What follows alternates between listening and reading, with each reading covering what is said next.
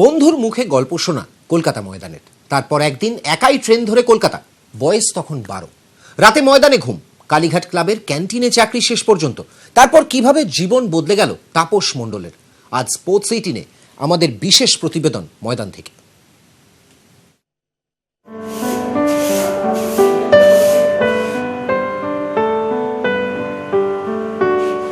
ছেঁড়া কাঁথায় শুয়ে লাখ টাকার স্বপ্ন, বীরভূমের হযরতপুর থেকে গল্পটা শুরু তাপস মণ্ডলের।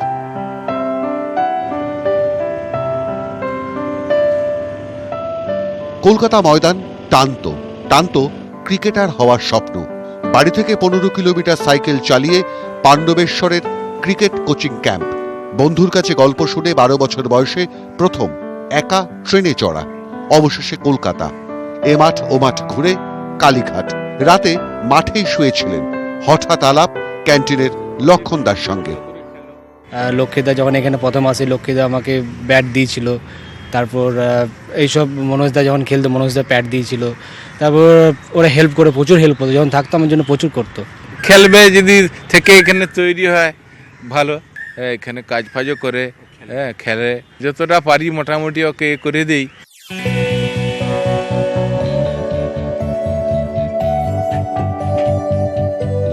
কালীঘাট ক্যান্টিনে চাকরি, হতে চেয়েছিলেন ক্রিকেটার, হয়ে গেলেন ক্যান্টিনের রাঁধুনি।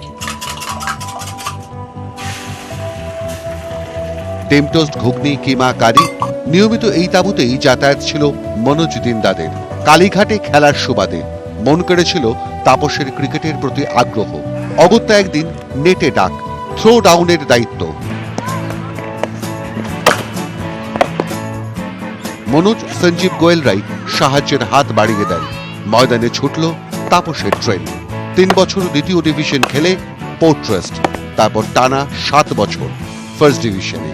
চলতি মরশুমে ভূকৈলাসে সুযোগ কাজে লাগিয়ে যদি রান করি তো রঞ্জি টিমে ঢোকার স্বপ্ন আছে। বাস তারপর ওইখান থেকে ভগবান মালিক কি করবে কি না। গরিব কৃষক পরিবারের ছেলে তাপস। গরু বিক্রি করে বাবা প্রথমবার প্যাড গ্লাভস কিনে দিয়েছিলেন। ভোলেননি তাপস, তাই ক্রিকেট সরঞ্জামের খরচ চালাতে এখনো কাজ করেন ঋদ্ধিমানের একাডেমিতে। ক্যান্টিনেও হাত লাগান মাঝে মধ্যে। তবে স্বপ্নটা এখনো মিলিয়ে যায়নি ক্যান্টিনের ধোঁয়ায়। তাপসের ট্রেনের পরের স্টেশনটা যে ইডেন গার্ডেন। তাপসের একটাই স্বপ্ন, ভবিষ্যতে বাংলা জার্সি পরে রঞ্জি ট্রফি খেলা। ক্যামেরা সঞ্জয় মণ্ডলের সাথে ইরন রায় বর্মন, নিউজ 18 বাংলা। ইরনের বিশেষ প্রতিবেদন তো আমরা দেখালাম ময়দান থেকে, কিন্তু ক্যালেন্ডার বলছে আজ 13ই মার্চ। খেলার গল্পের খোঁজে এখন চোখ রাখতেই হবে রেকর্ড বুকে।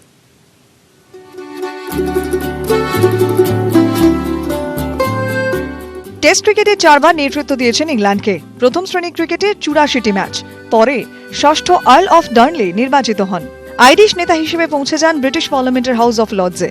বহুমুখী প্রতিভার অধিকারী ইভো ব্লাইয়ের জন্ম হয়েছিল লন্ডনের ওয়েস্টমিনস্টারে 1859-এর আজকের দিনেই।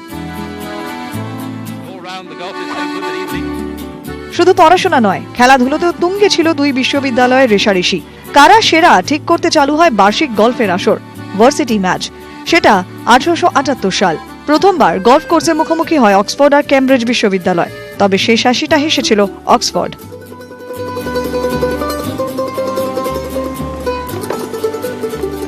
কখনো গ্র্যান্ড স্লাম জেতেননি, কিন্তু ফাইনাল খেলেছেন অস্ট্রেলিয়ান ওপেনে, উইম্বলডন কোয়ার্টার ফাইনাল, ঝুলিতে 3টে মাস্টার্স, আর সব মিলিয়ে পেশাদার সার্কিটে 19টি খেতাব।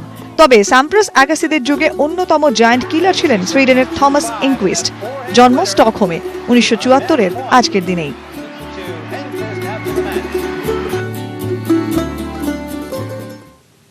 এবার আপনাদের সবচেয়ে পছন্দের সেগমেন্ট রিভিউ লাইভ।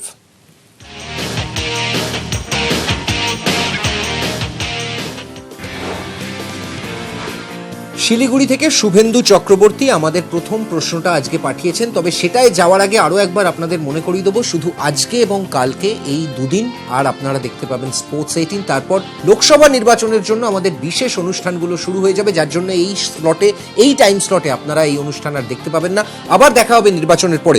শুভেন্দুর প্রশ্নে ফিরে আসি, বিশ্বকাপে ধোনির জায়গায় কি ঋদ্ধিমান সাহাকে সুযোগ দেওয়া যায় না? খুব হাইলি আনলাইকলি আমাদের মনে হচ্ছে, কিন্তু বিশেষজ্ঞরা কি ভাবছেন আমরা শোনাবো আমাদের বিশেষজ্ঞ আব্দুল মোনায়েম। উনি এই ওয়ার্ল্ড কাপটাকে টার্গেট করেছেন যাতে ভালো খেলে ইন্ডিয়াকে যদি আবার ট্রফি দিয়ে বিরাট কোহলির হাতে ট্রফিটা দেখতে পায় তাহলে উনি অনেক খুশি হবেন। ওই সময় ওনার রিটায়ারমেন্টটা সবচেয়ে ভালো স্টেজ।